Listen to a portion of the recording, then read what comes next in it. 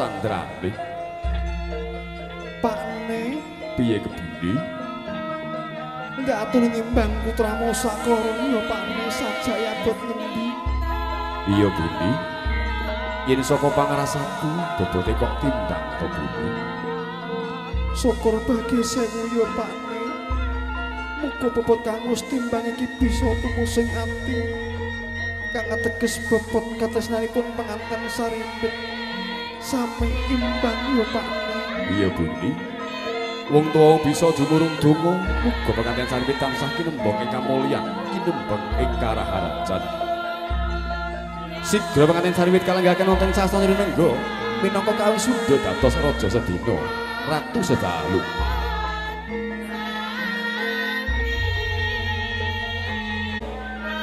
Kadang abesan sami apaga tinggal sawetawis.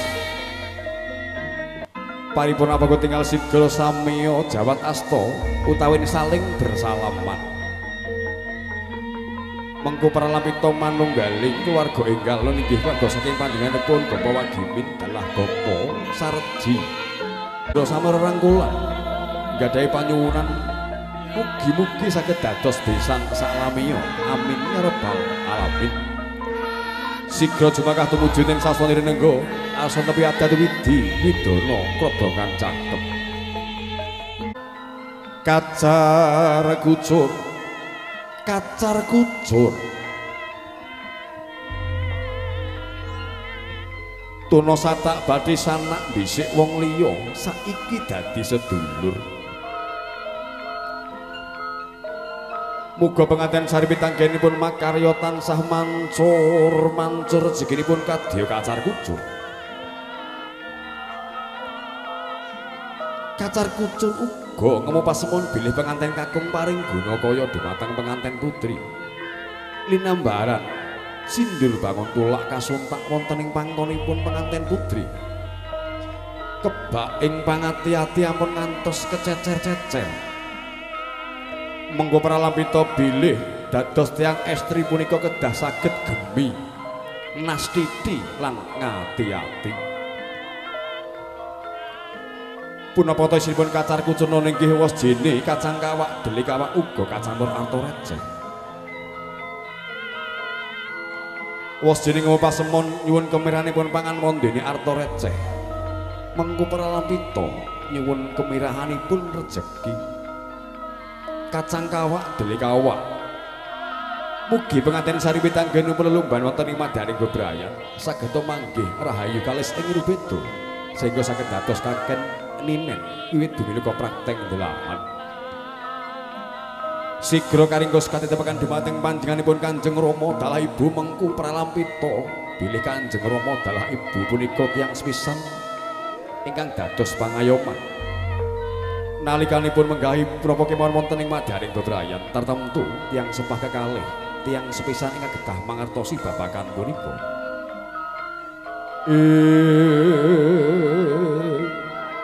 Paripurna kacar kucur tampa kaya sigra katindakaken tumapak ing adicara dahar boga jenar mancawarna utawi dahar walimah.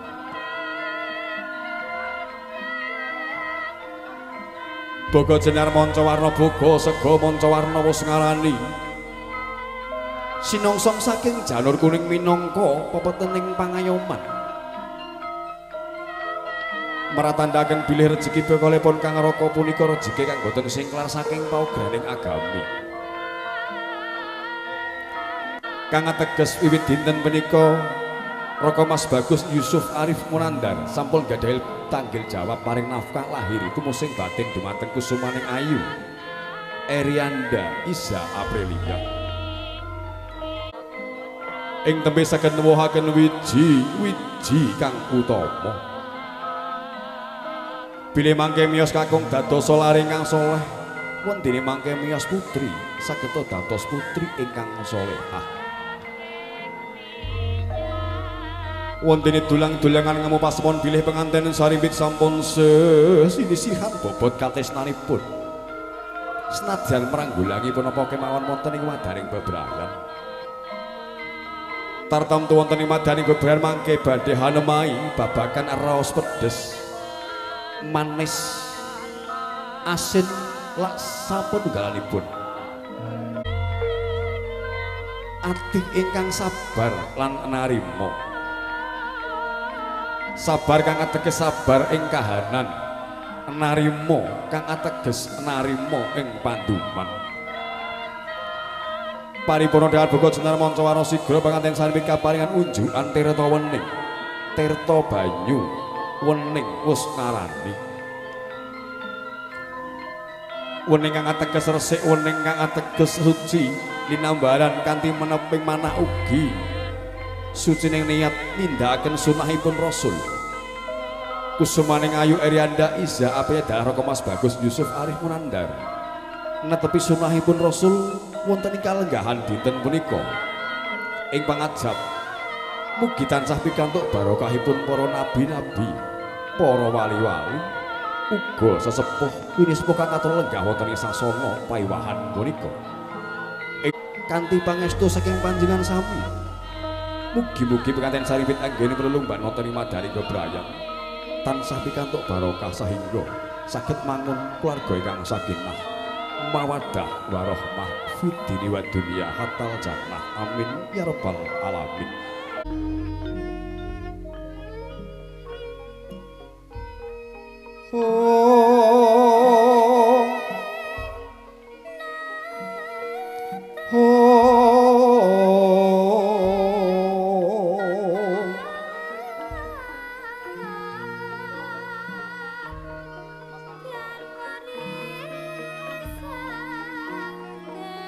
Jengkar saking sasana palenggahan Sirat Mojo penganten sekalian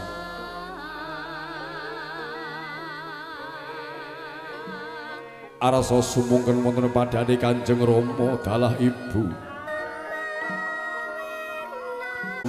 penganten sarbit sami rocat sanela repepeh tindaknya penganten putri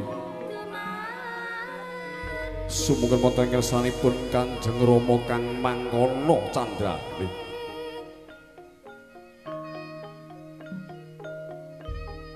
Kanjeng Rama pepundhen kula kula pun Erianda ngaturaken pangabekti mugi konjuk Kanjeng Rama anakku genduk sing tak tresnani banyu milih dongane wong tuwa karo kowe ya no muga kowe sakala dadi keluarga sing hayem tentrem Kanjeng Rama piye genduk kula nyuwun pangapunten wiwit alit ngantos tumekaning dewasa kula dereng saged bekti dumateng panjenengan Kanjeng Rama hanamong damel repot lan cuwanipun penggalih bocah haji besoknya bakal nemeni lakon kang padha wis ora dadi ngopo mung welingku karo kowe ya Ger bekti yo kowe karo wong lanang aja pisan-pisan kowe wani karo bojomu yo Ger taat kowe karo bojomu nalikane bojomu ora nerak syariate agama mula uripmu bakal manggih rahayu Ger bocah ayu kang mangkono candrane penganten kakung sumungken wonten ngersanipun Kanjeng Ibu duh Kanjeng Ibu pepundhen kula pun Yusuf ngaturaken pangabekti ugi nyuwun tambahipun pangestu Kanjeng Ibu Yusuf bocah bagus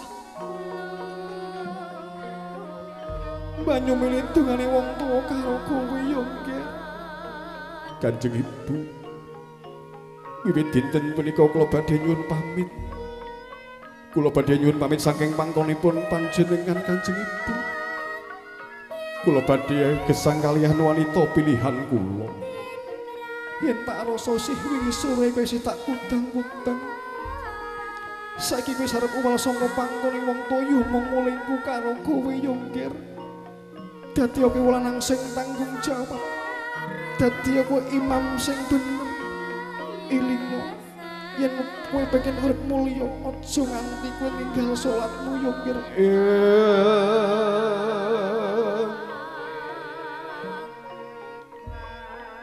kang mangkono lampahnya